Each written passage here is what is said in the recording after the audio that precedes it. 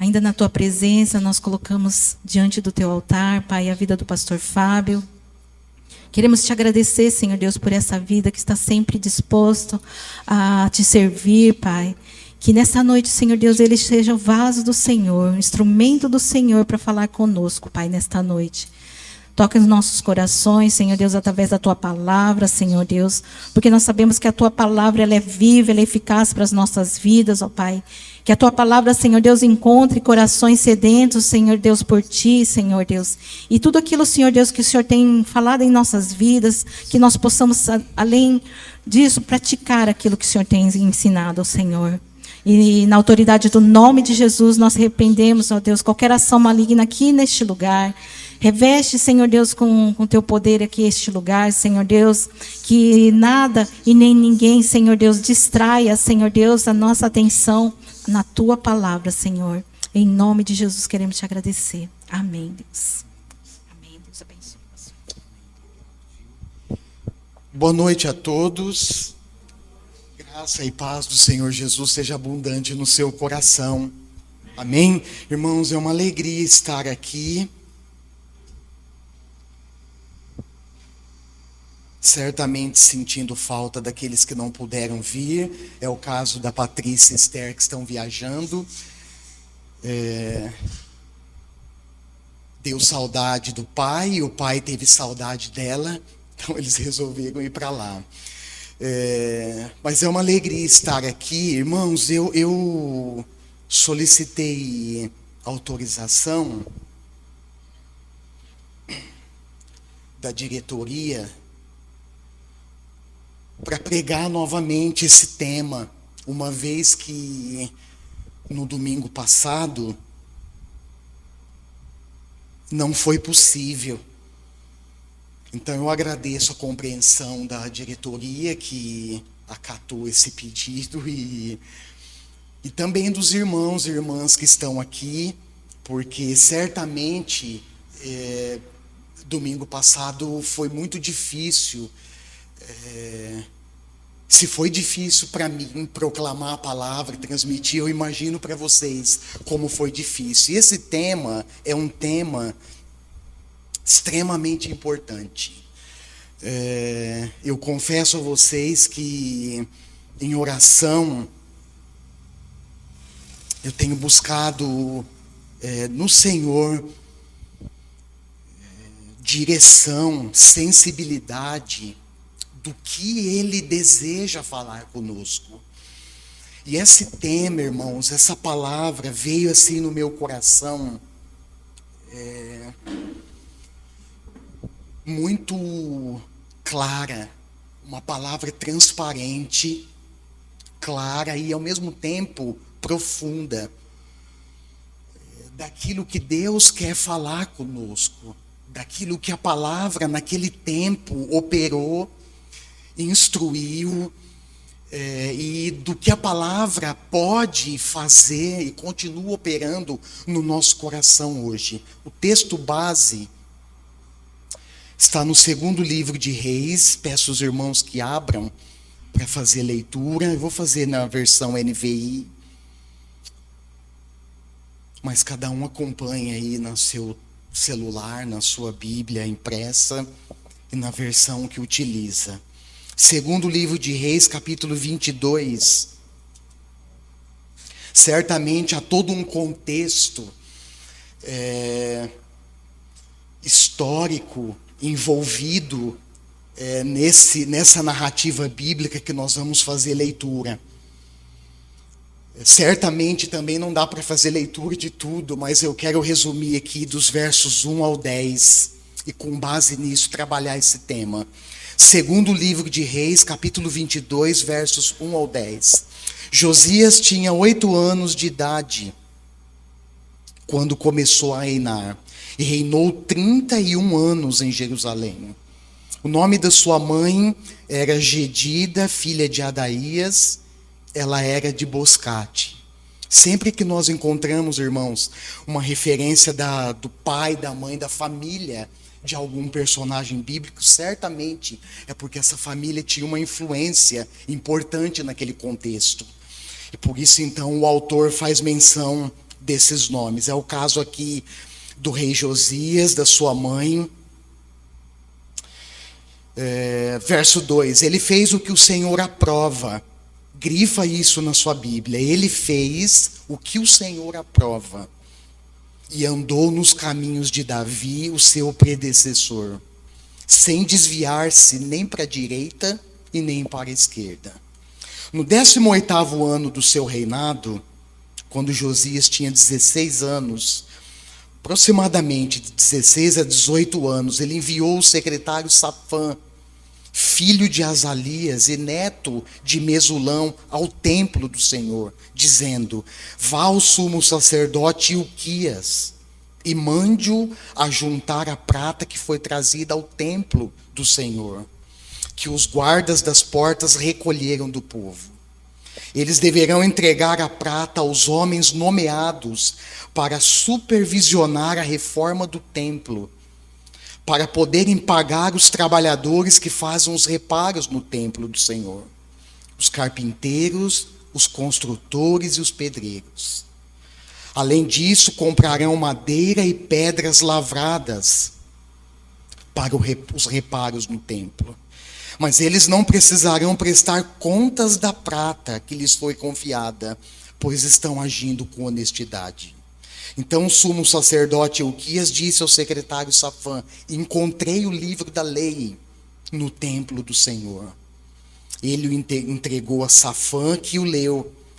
O secretário Safã voltou ao rei e lhe informou: os teus servos entregaram a prata que havia no templo do Senhor e a confiaram aos trabalhadores e aos supervisores no templo. E o secretário Safã acrescentou: o sacerdote Ilquias entregou-me um livro. E Safã o leu para o rei. Até aqui. Esse é o texto base que eu quero repartir com os irmãos, a partir dele algumas reflexões. Quando nós estudamos, irmãos, com atenção as narrativas bíblicas do Antigo Testamento, nós somos levados a uma longa viagem no tempo. Nessa viagem, nós vamos percebendo, nós vamos descobrindo o agir de Deus, a soberania de Deus, os propósitos do Senhor se cumprindo ao longo da história. Essa viagem também é marcada especialmente pela graça de Deus, marcada por um propósito muito bem definido e registrado pelo autor de Gênesis. Eu vou citar algumas referências bíblicas aqui, e se vocês quiserem, pode anotar e depois estudar com tranquilidade e mais a fundo em casa. Nós vemos a graça de Deus, o seu propósito definido, num diálogo entre a Trindade, encontrado ali em Gênesis capítulo 1, versos 26 ao 27. É importantíssimo entendermos o propósito de Deus na criação. O relato da criação em Gênesis, irmãos, é essencial para que a gente desenvolva. Lógico, isso é um exercício que nós vamos fazendo conforme lemos e estudamos a palavra de Deus. Mas através desse exercício e através de uma compreensão clara e profunda do relato da criação, nós desenvolvemos uma cosmovisão bíblica organizada e correta. Isso também nos dá uma compreensão clara de outros aspectos fundamentais. Um deles é que os seres humanos são representantes de Deus na Terra. Infelizmente, irmãos, uma vez a partir da queda, essa representação humana da pessoa divina, ela foi manchada, ela foi contaminada. Certamente nem tudo do homem é ruim. Nem tudo que é consequência da queda na vida humana é ruim. Mas nós percebemos que essa representatividade, infelizmente, ela foi manchada pelo pecado. Mas, por serem representantes de Deus, Tanto ambos, homem e mulher, foram abençoados pelo Senhor. Abençoados. E receberam autorização para administrar e desfrutar com responsabilidade os recursos que Deus havia criado e que Deus criou. Gênesis 1, 28 ao 30. Outro aspecto, irmãos, que eu mencionei, mas que precisa ser destacado, está relacionado com a fidelidade, com a lealdade de Deus com os israelitas. O nosso Deus, irmãos, grava isso, é um Deus leal. Olha para a pessoa que está do seu lado e fala isso para ela. Fala, olha, o seu Deus, o meu Deus, o nosso Deus é leal. Ele é fiel. Se tem uma coisa, irmãos, que Deus faz, isso é pela natureza dele, amorosa, fiel, é honrar a aliança que ele fez conosco. Eu fico pensando, irmãos, e nós, e eu, até que ponto, irmãos e irmãs, nós honramos a aliança que nós firmamos com o Senhor um dia? Mas o fato é que, mesmo que a gente seja infiel, nosso Deus, ele permanece leal, ele é fiel, né? E nós vemos isso, irmãos, ao longo de toda a história dos israelitas, inclusive hoje.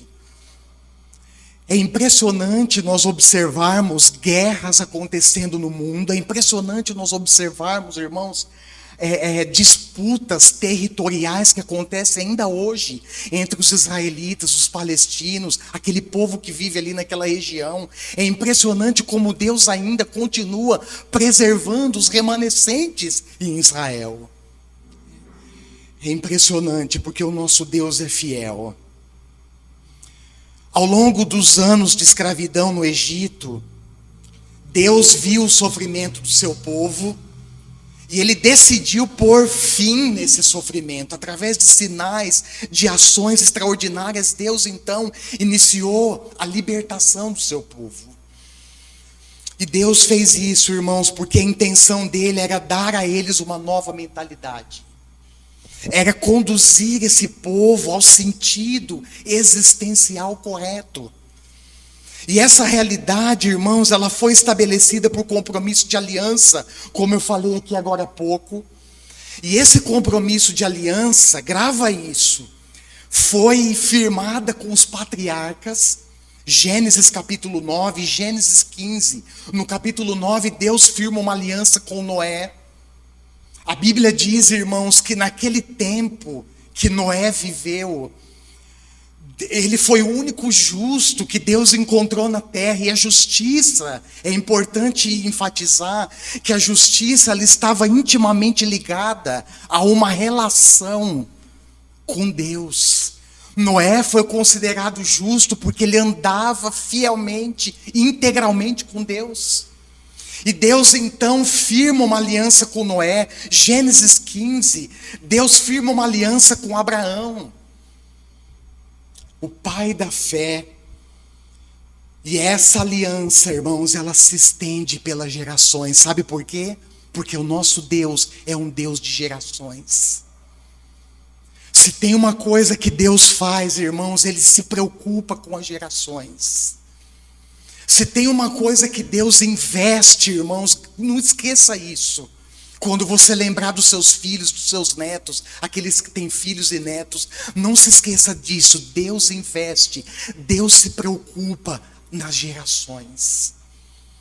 No livro de Êxodo, lá no capítulo 20, no livro de Deuteronômio, capítulo 5,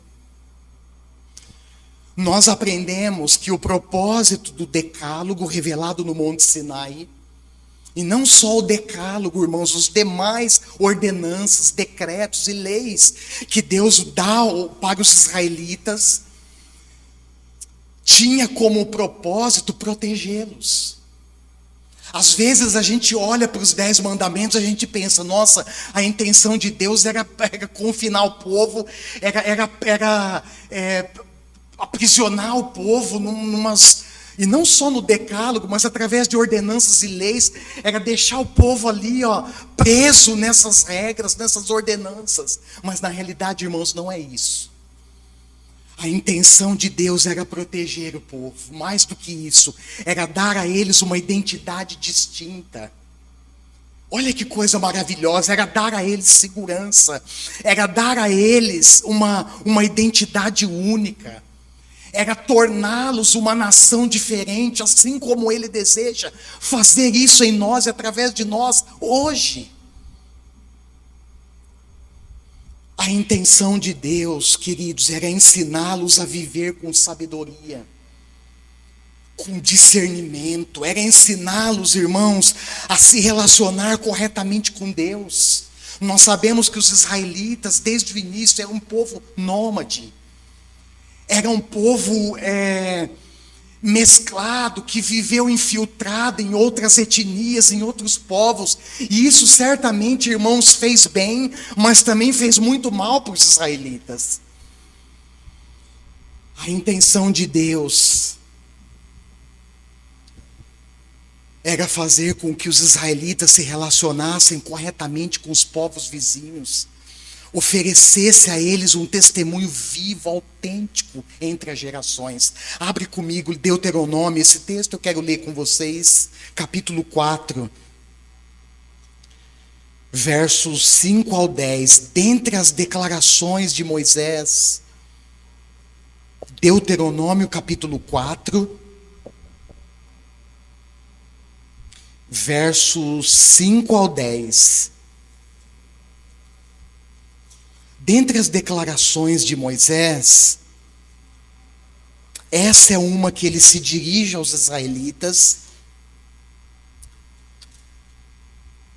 Livro de Deuteronômio, capítulo 4, versos 5 ao 10. E ele se dirige ao povo, irmãos, e faz uma exortação, um encorajamento importantíssimo. Olha só, Moisés se dirige à nação e diz a eles: eu lhes ensinei decretos e leis como me ordenou o Senhor, o meu Deus, para que sejam cumpridos na terra na qual vocês estão entrando para dela tomar posse. Os israelitas, depois de saírem do Egito, eles iniciam uma peregrinação no deserto. E nessa peregrinação nós sabemos que toda uma geração morre por causa da desobediência. E Deus levanta uma nova geração no deserto. E essa geração, ela está rumo a Canaã. E aqui, irmãos, é impressionante, porque parece que Moisés está trazendo a lembrança, parece que ele está trazendo a memória do povo, as ordens, os mandamentos do Senhor. Para quê? Para que lá em Canaã, que não era um lugar desabitado, que não era um lugar pronto, sem ninguém, era só os israelitas chegarem, não, era um lugar ocupado por pelo menos 6 nações diferentes, 6 povos. E a intenção de Deus é que os israelitas, ao chegarem lá, o texto vai confirmar isso daqui a pouco, eu vou continuar a leitura, ao chegarem lá, eles fizessem a diferença. Olha só, e ele segue: vocês devem obedecer-lhes e cumpri-los, pois assim os outros povos verão a sabedoria e o discernimento de vocês. Quando eles ouvirem todos esses decretos, dirão: de fato, esta grande nação é um povo sábio e inteligente. Olha só, verso 7, pois que grande nação tem um Deus tão próximo como o Senhor? O nosso Deus, sempre que o invocamos, ou que grande nação tem decretos e preceitos tão justos como esta lei que estou apresentando a vocês hoje? Apenas tenham cuidado, tenham muito cuidado, para que vocês nunca se esqueçam das coisas que os seus olhos viram. Conservem-nas por toda a sua memória. Olha as gerações aqui. Contem-na aos seus filhos. Contem-na aos seus netos. Lembrem-se do dia em que vocês estiveram diante do Senhor, o seu Deus, lá em Horebe, lá no Monte Sinai. Quando o Senhor me disse: reúna o povo diante de mim para ouvir as minhas palavras, a fim de que aprendam a me temer enquanto viverem sobre a terra e as ensinem aos seus filhos. Eu quero abrir um parênteses aqui e dizer uma coisa importante para vocês. Com base nesse relato, a obediência aos mandamentos de Deus, irmãos, é um testemunho eficaz perante as outras nações. Testemunho de sabedoria, de inteligência. O rei Salomão, lá em Provérbios capítulo 9, verso 10, ele diz que o temor do Senhor é o princípio da sabedoria. E ele diz mais que o conhecimento do santo é entendimento. Irmãos, o desejo de Deus é que nós sejamos um povo inteligente. A intenção do Senhor, através da sua palavra revelada, é que nós estudemos essa palavra, é que a gente mergulhe nessa palavra. Eu aprendi que no estudo da palavra nós não devemos ser como beija-flores, que fica dando bicadinha, mas nós precisamos, irmãos, mergulhar no conhecimento das Escrituras. Jesus disse: as Escrituras, elas testificam de mim. É a palavra de Deus, irmãos, que nos torna um povo sábio, um povo inteligente. Olha o que provavelmente o rei Davi, lá no Salmo 111, não está escrito que a autoria é dele, mas provavelmente foi ele que escreveu. Salmo 111, verso 10, o temor do Senhor é o princípio da sabedoria. Todos os que cumprem os seus preceitos revelam bom senso. Olha só, irmãos.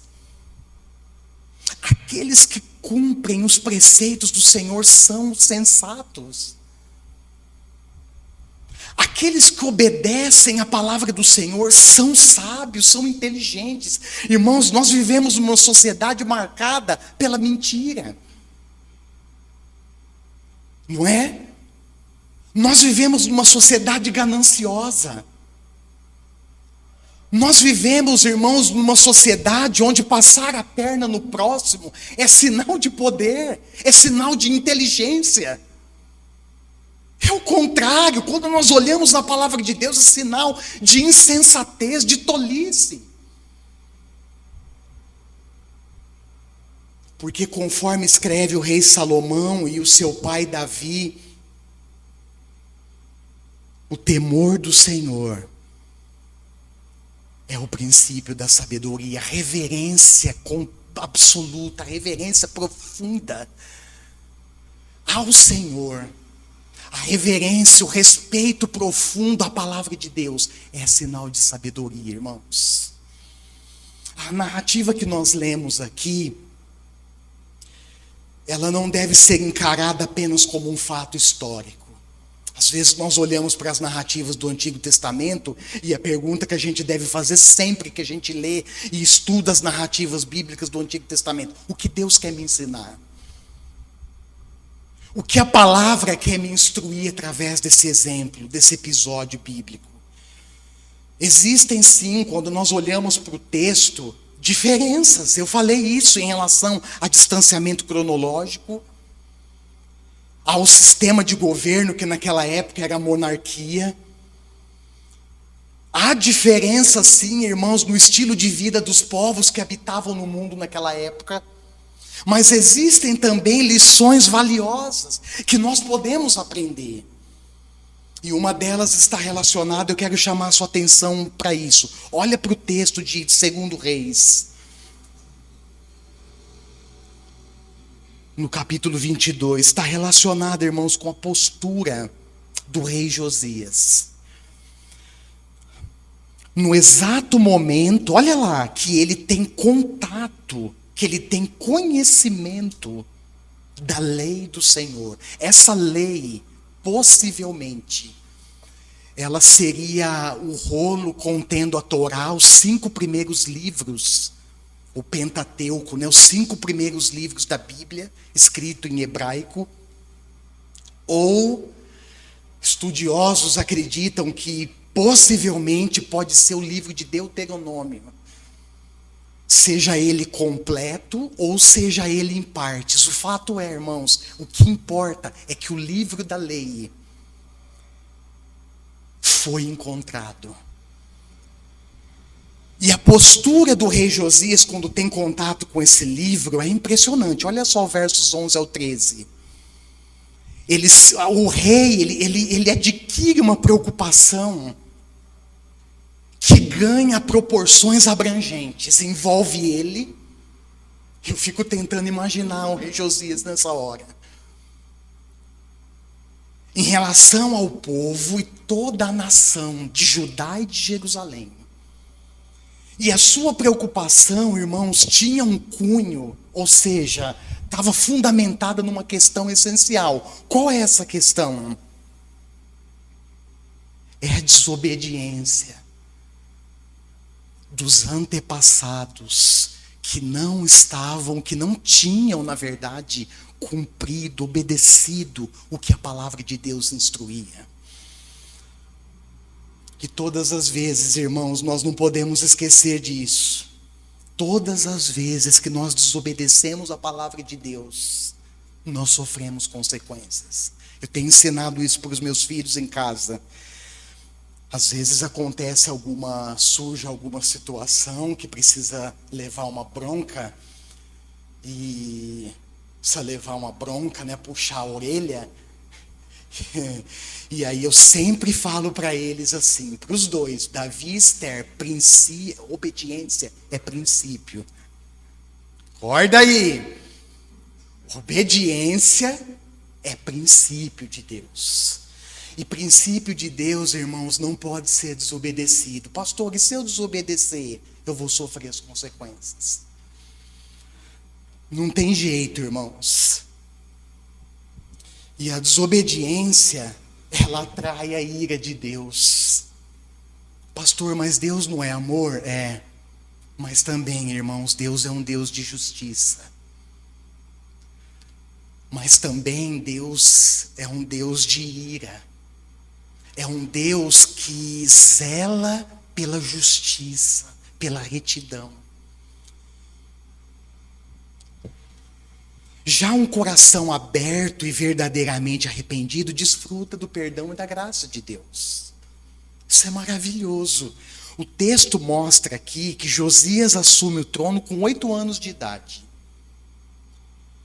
E é impressionante, ao mesmo tempo assustador, como que uma criança de 8 anos assume o trono de uma nação. Sabe o que aconteceu, irmãos? O seu avô, Manassés, e o seu pai Amon foram reis tão terríveis, que no caso de Amon, seu pai, os próprios oficiais dele o assassinaram. E é aquilo, né? Josias foi chamado de emergência. Tipo assim, não tem outro. Colocaram Josias lá com 8 anos de idade, irmãos. E nesse período, a nação israelita estava mergulhada numa idolatria profunda, numa prática idólatra profunda. Para vocês terem uma ideia, se você for olhar o texto, eu vou mencionar rapidamente por causa do tempo. O seu avô Manassés reconstruiu, e o seu pai Amon também, altares idólatras. Ergueram altares para o deus Baal e a deusa Será, os deuses da fertilidade, os deuses da chuva, da guerra. Eles se inclinavam diante desses deuses e prestavam culto, adoravam todos os exércitos celestes, adoravam o sol, adoravam estrelas. A nação estava mergulhada, irmãos, numa idolatria profunda. E o problema é que a idolatria, ela fere um princípio, um primeiro mandamento do Senhor. A idolatria é repugnante aos olhos de Deus. Lá no livro de 2 Reis, capítulo 21, um pouco antes, versos 2 ao 6, registra que Manassés chegou a queimar o seu próprio filho em sacrifício. Olha que coisa terrível, irmãos. Um homem que praticou feitiçaria, adivinhação, recorreu aos médiuns da nação. Agora, aplicando essa realidade ao nosso contexto, eu quero deixar algumas questões que eu considero importante para a sua, para a minha e para a nossa reflexão. E essas questões, irmãos, elas estão relacionadas com a minha responsabilidade, com a sua e com a nossa responsabilidade. Vai lá a primeira. Qual é o lugar e o valor das Escrituras, ou melhor, que as Escrituras ocupam na sua vida?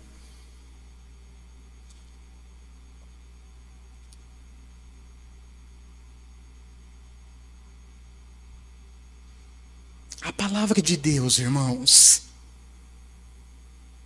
ela tem sido esquecida por nós. 2, qual é o nível de conhecimento e comprometimento que você possui das Escrituras? Que eu possuo, que nós como igreja, como povo eleito de Deus possuímos? 3, qual é o nível de transformação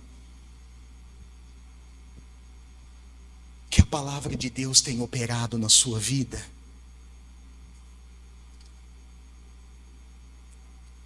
E 4, essa 3 me pega, irmãos, muitas vezes. Qual o nível de transformação? Não basta, irmãos, ter conhecimento apenas.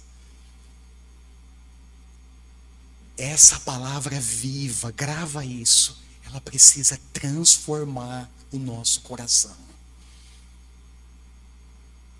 Ao longo da minha trajetória cristã, irmãos, eu já conheci muitas pessoas, muitas, inclusive amigos que conhecem a Bíblia praticamente de cor, que já leram, releram a Bíblia 10, 20, 30 vezes.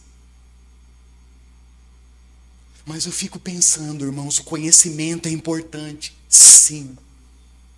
Mas qual é o nível de transformação que essa palavra viva ela tem operado na minha, na sua e nas nossas vidas? E é através, irmãos, desse conhecimento, dessa transformação que a palavra opera em nós,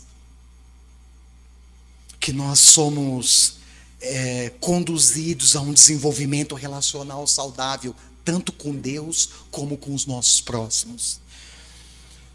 Esse texto, irmãos, quando eu estava estudando, orando e meditando, isso é o que veio forte no meu coração. Nos confronta com uma necessidade urgente da igreja. Qual é essa necessidade? Nós precisamos, queridos, redescobrir a palavra de Deus. Olha para a pessoa que está do seu lado. Você que vai acompanhar, que vai assistir a mensagem de novo, não esquece disso. E diga assim para ele: olha, nós precisamos urgentemente redescobrirmos a palavra de Deus. Essa palavra, irmão, irmãs, ela não pode continuar esquecida.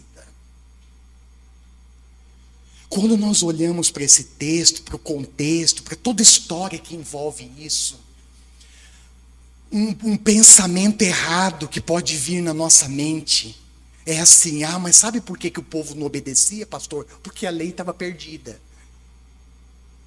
Ela foi achada depois da reforma do templo. Não, irmãos. A lei, a palavra de Deus, as instruções, os mandamentos do Senhor havia sido esquecido pelo povo. A lei, a palavra de Deus havia perdido o seu valor para o povo. E quando isso acontece, irmãos, nós caímos numa decadência total. Porque é a palavra de Deus, irmãos, que nos instrui, é a palavra de Deus que nos transforma, é a palavra de Deus que nos encoraja, é a palavra de Deus que nos alimenta. A palavra de Deus, irmãos, desculpa ser repetitivo, mas ela é o pão vivo. Ela é o maná que nós precisamos diariamente para nos fortalecermos, para sermos alimentados na nossa natureza espiritual, uma vez que nós nascemos de novo. Nós precisamos, irmãos, a igreja brasileira precisa redescobrir a palavra de Deus. Nós precisamos, irmãos, de um reencontro profundo com as Escrituras. É isso. que vai transformar a nossa vida. É essa relação profunda e autêntica com a palavra que vai nos colocar num relacionamento correto com Deus e com o próximo. É a relação profunda com essa palavra revelada que vai nos ajudar, irmãos, que vai desenvolver em nós um relacionamento sério, profundo com Deus. É essa relação com a palavra que vai resultar num estilo de vida santo, num estilo de vida correto, num estilo de vida coerente com os propósitos de Deus. É esse relacionamento com essa palavra revelada, irmãos e irmãs, que resultará numa consciência viva em relação aos nossos pecados. Grava uma coisa que você vai ouvir agora e não esquece, e trabalha isso na sua vida. Quantas vezes, irmãos, a nossa consciência ela está cauterizada pelo pecado. E nós podemos pensar, mas pastor, eu estou firme na igreja, pastor, eu tenho caminhado, eu tenho servido, mas quantas vezes, irmãos, mesmo nesse ritmo, nós estamos com a consciência cauterizada pelo pecado. Meu Deus, o que vai libertar a nossa mente é a palavra do Senhor.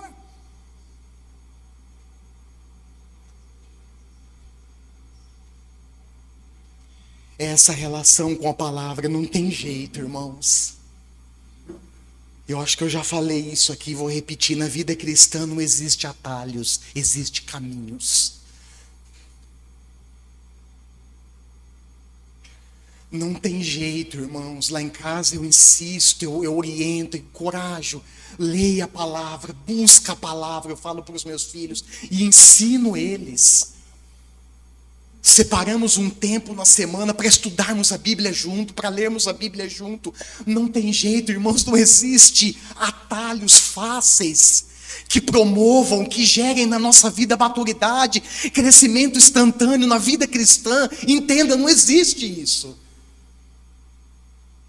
Mas existe, irmãos, um caminho árduo, um caminho prazeroso, mas também difícil, de mergulho nas Escrituras Sagradas, irmãos, como a igreja brasileira, como nós aqui em Três Lagoas, como a igreja Hollins, como nós precisamos redescobrir a palavra de Deus. Como nós precisamos, irmãos, reconhecer que é somente através dessa relação íntima com a palavra que nós seremos mudados, transformados, que as mazelas da nossa vida, que as lutas, as dificuldades que nós enfrentamos podem ser vencidas. É só esse relacionamento profundo com a palavra, irmãos, que vai nos dar consciência dos pecados da nação brasileira. Quantos são os pecados do Brasil, irmãos? Quantos são os pecados da nação que nós vivemos, que nós amamos, esse país lindo, esse país vislumbrante que é o Brasil, mas que está mergulhado numa decadência enorme. E o papel da igreja, eu acredito, à luz das Escrituras, não é, irmãos, apontar o dedo, não é julgar a nação, não é nos colocarmos, num pedestal e acharmos que somos melhores do que os outros. Não, nosso papel como igreja é à luz da palavra, irmãos, instruir, confessar os pecados da nação, trabalhar para que a nação ela tenha contato com essa palavra viva.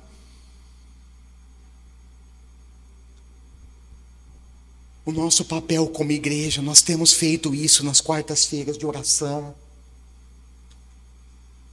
Em alguns momentos é nos dobrarmos diante do Senhor, irmãos, e clamar e nos arrepender pelos pecados da igreja e pelos pecados da nação. O nosso papel como igreja é nos colocarmos de joelhos na presença do Senhor, é chorarmos, irmãos, é lamentar, é se humilhar, é nos arrependermos na esperança de recebermos perdão e graça de Deus no tempo oportuno. E eu quero concluir destacando ainda a postura do rei Josias. Um jovem, irmãos, que com 16 anos de idade começou a buscar o Senhor. 16 anos. Um jovem, irmãos, que o texto diz, o autor do segundo livro de Reis registra. Um rei que fez o que Deus aprova. Irmãos, nós temos feito o que Deus aprova.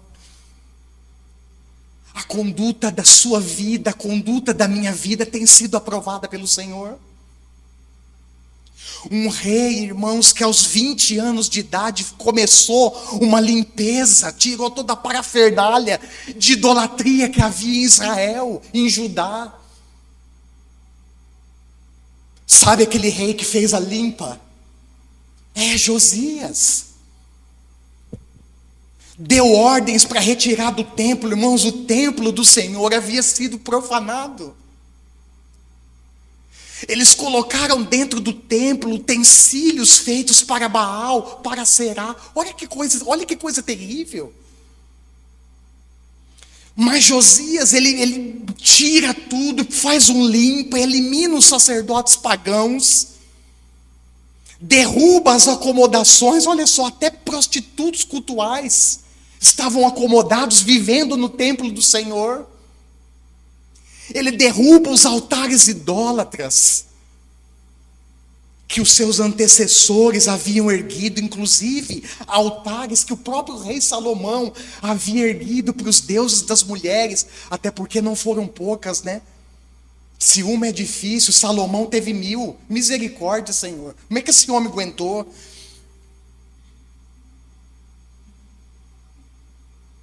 Irmãos,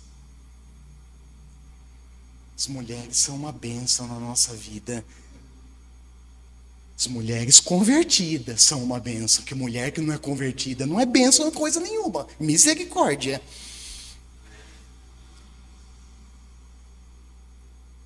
Quem vai escolher aí, presta atenção. Né? Quem vai se preparar aí, presta atenção. Está longe, pai, mas presta atenção. Tem muita coisa para a gente prestar atenção. Irmãos, Josias, voltando aqui, eu não quero me distrair, mas ele faz um limpa. Essa que é a grande realidade. Eu estou resumindo aqui, ele faz um limpa na nação. Ele elimina os médiuns os que consultavam espíritos, os ídolos da família, ídolos repugnantes que havia em Judá e em Jerusalém. Ele ordena, olha lá no capítulo 23 de 2 Reis, dá uma olhadinha, ele ordena que celebrassem a Páscoa, irmãos, como há muito tempo não estava sendo celebrada. Olha que bênção. Mas o destaque, a ênfase que eu quero dar para vocês está na postura dele em relação à palavra do Senhor. Olha lá no capítulo 23, versos 1 ao 3. Eu quero fazer a leitura. Depois disso, estou caminhando para o final da mensagem. O rei convocou, olha a postura dele. Convoca todas as autoridades de Judá e de Jerusalém. Em seguida, o rei subiu ao templo do Senhor, acompanhado por todos os homens. Tenta imaginar a cena, irmãos. Por todos os homens de Judá, todo o povo de Jerusalém, os sacerdotes e os profetas. Todo o povo, do mais simples aos mais importantes. Para quê? Para todos. O rei leu em alta voz todas as palavras do livro da aliança que havia sido encontrado no templo. O rei colocou-se junto à coluna real e na presença do Senhor fez uma aliança, comprometendo-se a seguir o Senhor e a obedecer de todo o coração, de toda a alma, aos seus mandamentos, aos seus preceitos e aos seus decretos, confirmando assim as palavras da aliança escritas naquele livro. Então todo o povo se comprometeu com a aliança. Coisa linda, hein? O que o rei estava mostrando com essa postura, irmãos? Ele estava trazendo o povo de volta. Ele estava resgatando a palavra de Deus. Ele estava reafirmando uma aliança com Deus da aliança. Com Deus dessa palavra maravilhosa que nos transforma. Ele se compromete com o Senhor.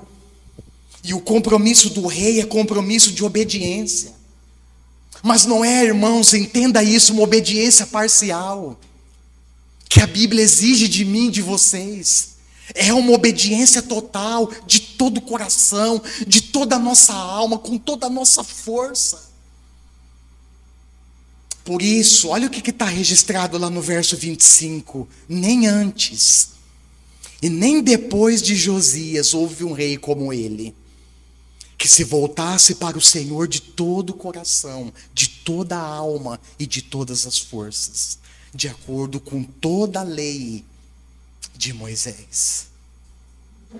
E eu fecho, irmãos, antes de deixar mais duas perguntas para a sua reflexão, eu fecho dizendo, repetindo o que eu disse agora há pouco.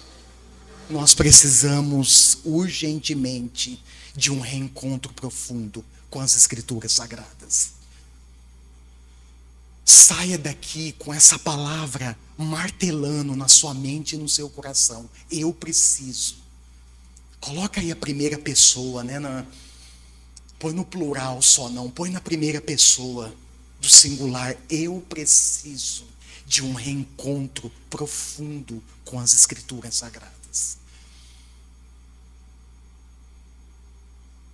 Eu preciso urgentemente renovar a minha aliança com o Senhor. Quantas vezes, irmãos, ao longo da caminhada, e às vezes a gente até se gaba, né? Eu já tenho 30 anos na igreja. Às vezes a gente até se gaba desse tempo. Mas quantas vezes, irmãos, ao longo da caminhada, nós nos esquecemos do Senhor.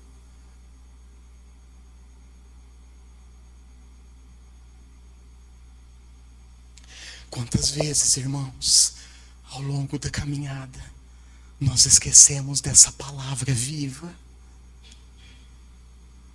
que tem poder para nos santificar. Quantas vezes, irmãos, ao longo da caminhada, nós damos ouvidos para tantas pessoas,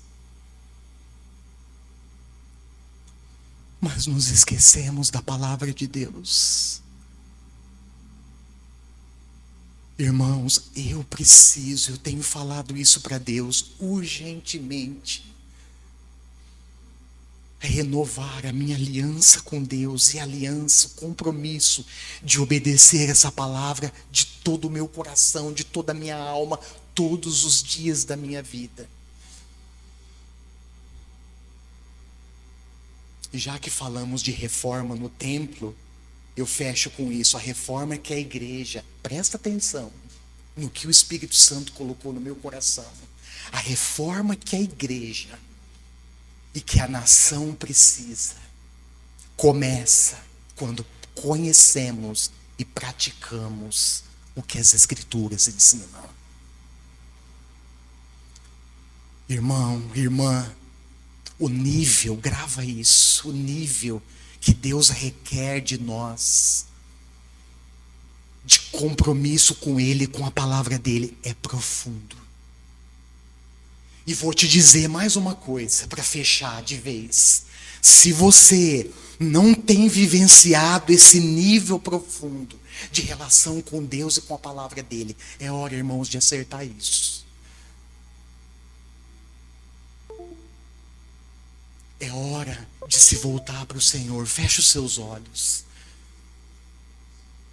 Irmãos, irmãs, eu orei muito por esse tempo. Domingo passado foi uma batalha enorme. Aqueles que estavam aqui viram, presenciaram o que aconteceu. Foi uma batalha, inclusive eu nem consegui pregar a palavra. Por isso que eu estou pregando novamente. Novamente não, né? Agora sim, de maneira adequada. Foi uma luta. Irmãos, eu orei e tenho orado para que, de fato e de verdade, o Senhor nos desperte a a esse nível de comprometimento real, autêntico, profundo com Ele, com a sua palavra. Irmãos, eu orei muito por esse tempo. E eu quero te dizer, você não veio aqui hoje por acaso. Você não está aqui apenas de passagem. O Espírito Santo te trouxe para ministrar essa palavra de exortação, sim, mas uma palavra de confronto, de chamamento, de resgate, de renovação de aliança com o Senhor e com a palavra dele nessa noite. Faça isso. Ore ao Senhor aí no seu lugar. Fale com Deus. Talvez a sua fé está gelada, irmão. Talvez sua fé está fria. Talvez você, ao ouvir a palavra viva, confrontando, mas também exortando e instruindo o seu coração, você fazendo um check-up agora rápido, você olha para a sua vida e pensa: Senhor, como eu estou distante. Mas eu quero te dizer, querido e querida, à luz dessa narrativa que nós lemos, a nação de Israel também estava distante. E Deus usou Josias, um jovem,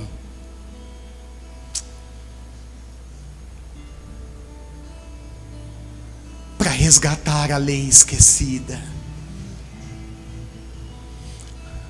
Um rolo, irmãos, que não estava apenas perdido ali na bagunça do templo, na desordem do templo do Senhor, mas um rolo contendo palavras vivas, que uma vez, a partir da postura do rei, renovando o compromisso com Deus e com a palavra, resgatando o povo também para renovar esse compromisso.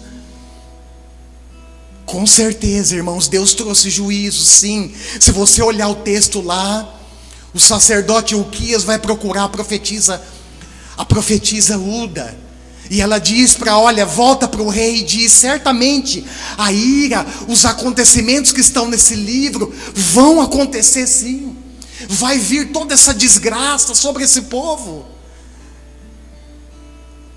como consequência do pecado, da desobediência. Mas a profetisa também diz: olha, mas você, rei, não verá, não presenciará esse sofrimento, você vai desfrutar de paz, vai ser recolhido aos seus antepassados com paz.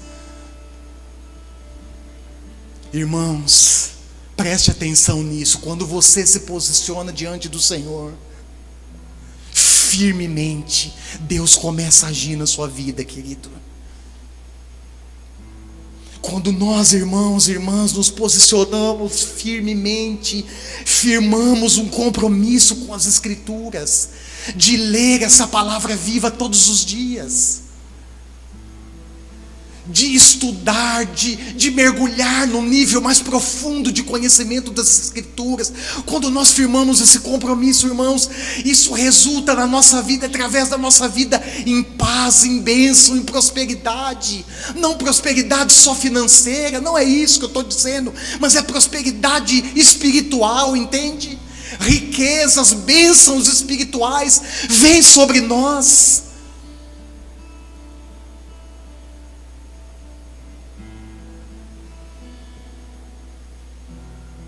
Mas como nós aprendemos com o ditado da nossa vovó e do nosso vovô, nada cai do céu, irmãos. Nada acontece sem um compromisso de obediência. Quando você olha para as Escrituras, presta atenção lá, querido, você vê que a bênção, ela vem, a paz vem a partir da postura obediente. Nós obedecemos e depois desfrutamos das bênçãos do Senhor. É assim, esse é o princípio. Não dá para inverter essa ordem. Fale com Deus. Se você tiver condições ainda hoje, agora, se posicione diante do Senhor.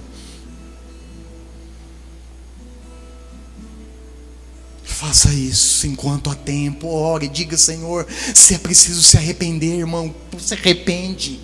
de todo o coração. Se é preciso confessar, se é preciso abandonar ídolos, irmãos. Às vezes nós achamos que ídolos são apenas em forma de uma imagem que nós adoramos. Não é isso. Ídolo é tudo que ocupa o lugar central de Deus na sua vida. E a palavra nos chama, irmãos, à renúncia desses ídolos, a limpar mesmo o interior do nosso ser, a fazer um limpa dentro de nós e deixarmos, e renunciarmos, abandonarmos o que é repugnante ao Senhor, e nos voltarmos para Ele, em obediência, em compromisso de aliança. É isso que Deus espera de nós. É isso que Deus espera de nós. Senhor, obrigado por Tua presença aqui, primeiramente por isso. Espírito Santo, obrigado porque a Sua presença é perceptível nesse lugar. Também obrigado por Tua palavra. Obrigado, Senhor, não tem nos deixado, pelo contrário, o Senhor tem nos assistido aqui, dia após dia, semana após semana. Obrigado porque o Senhor tem falado, tem usado um mero homem, pecador simples como eu, mas para trazer essa palavra viva para a Tua igreja. Eu sei, Senhor, que a partir da minha postura firme, a partir da postura firme dos meus irmãos e das minhas irmãs, a nossa realidade, ela pode ser transformada. Eu também sei, Senhor, que nada acontece, nada cai do céu, nada pode acontecer na nossa vida sem assumirmos esse compromisso firme e fiel com o Senhor. Eu também sei, a Tua palavra ensina que quando eu quebro os Teus mandamentos, que quando eu desobedeço, que quando eu esqueço a lei do Senhor, que quando essa palavra ela não tem significado, Pai, relevante para mim, eu mesmo sofro as consequências. Eu fico pensando quantas vezes o Seu povo tem sofrido por falta de compromisso com a Tua palavra. Espírito Santo, desperta em mim, desperta em nós essa noite um desejo vivo, um desejo autêntico de conhecermos mais profundamente a Sua palavra. Espírito Santo, desperta em nós esse desejo por esse reencontro vivo, por esse reencontro urgente que nós precisamos ter com a Tua palavra. Espírito Santo, reacende em nós a chama do amor por Ti, reacende em nós. Se essa chama já se apagou, se ela está como uma chama pequenininha, quase se apagando, Espírito Santo, sopra em nós, renova essa chama nessa noite, dentro de cada um de nós, em nome de Jesus.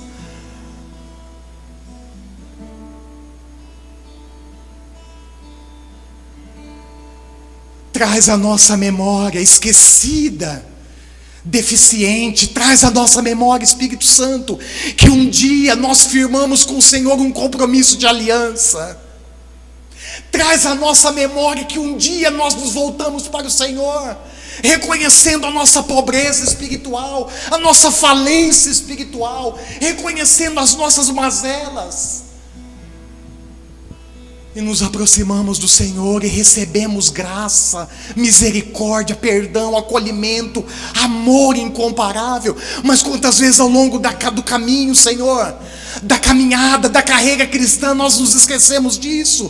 Os nossos olhares, o nosso coração se vislumbra pelas coisas do mundo, por outras coisas que nos distrai da verdadeira essência que é o Senhor, da verdadeira essência que é a Sua palavra. Traga-nos de volta, ajuda o cansado, fortalece o abatido, Senhor, nessa noite, aqueles que não estão aqui, mas que posteriormente ouvirão, acompanharão a mensagem. Reaviva a chama no coração desses.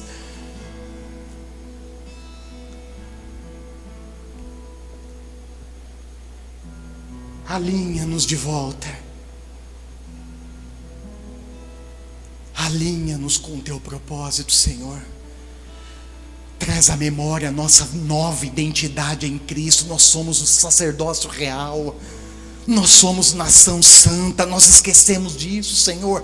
E não só esquecemos, mas como nós negligenciamos essa nova identidade no dia a dia, nos relacionando com as pessoas que nos cercam. Mas traz a memória em nós agora a nova identidade que recebemos em Cristo Jesus. Que essa nova mentalidade que está sendo formada, transformada em nós,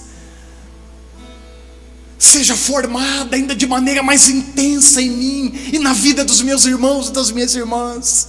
Uma nova mentalidade que nos coloque diante do Senhor numa nova postura. Postura de compromisso. Postura de obediência, de santidade, de santificação contínua. Como escreve o autor de Hebreus, ele nos lembra de maneira enfática: sem santidade ninguém verá o Senhor. E santidade é muito mais do que não pecar contra o Senhor. Santidade é viver, é um estilo de vida, é viver a cada dia, a cada segundo, é que todos os nossos pensamentos, os nossos sentimentos, motivações sejam tomadas pelo Teu Espírito, nós sejamos controlados pelo Senhor em tudo. Santidade é vivermos em tudo de maneira a agradarmos e honrarmos o Teu nome. Isso é santidade. Ajuda-nos, Senhor. Aqueles que estão renovando compromisso, aliança com o Senhor nessa noite, honra o compromisso desses.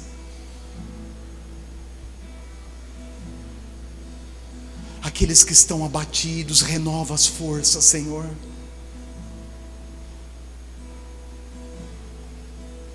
Alinha o nosso coração com o Senhor. Que a Sua palavra não permaneça esquecida por nós, mas ela ocupe um lugar central na minha vida, nas nossas vidas. Eu oro por isso, com gratidão por esse tempo, por Tua palavra, pelo Teu falar, pelo Teu agir em nós. Em nome do Senhor Jesus, amém, amém. Tá bom? Fique de pé no seu lugar, põe a mão assim no seu coração, receba a bênção de Deus, do Senhor, e volte para casa em paz e segurança. Tenha uma semana iluminada pelo Espírito Santo. Redescubra a palavra de Deus na sua vida. Renove a aliança de seguir o Senhor fielmente todos os dias da sua vida. Que o amor do nosso grande Deus e Pai, a comunhão, a graça, o poder e o consolo do Espírito Santo seja sobre a sua vida, meu irmão e minha irmã, seja sobre a vida de todo o povo de Deus, seja sobre a vida da tua igreja, Senhor, lá na Ucrânia. Nesse momento terrível de guerra, seja sobre todo o teu povo, hoje e para todo sempre. Amém. Amém. Está encerrado o nosso culto. Deus te abençoe. Despede